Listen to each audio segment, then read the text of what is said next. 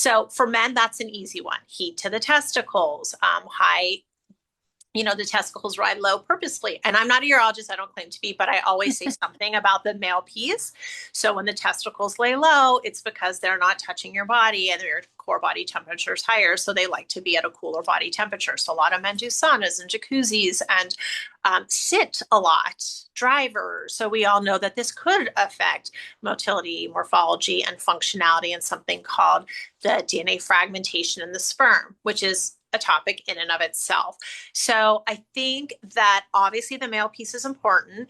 Another way I involve the male partner is that when we're going through an IVF cycle, I really want him to be ejaculating frequently. A lot of men think they're supposed to like save up or something for 7 to 10 days to give the best sample, but that means that sperm has been sitting there for that amount of time. So something about the male reproductive tract, to say this in layman's terms, is that the more it's cycling, technically the sperm that comes out the freshest perform the best. And there's even new research now that ejaculating 4 hours before your procedure, before, it's a little unrealistic when we do our cases early in the morning, but when the male ejaculates even just 4 hours before the procedure, before giving the sample to mix with the eggs, that those sperm are performing better. So there are some techniques in the laboratory, like don't complain, like you get to have a lot of fun too.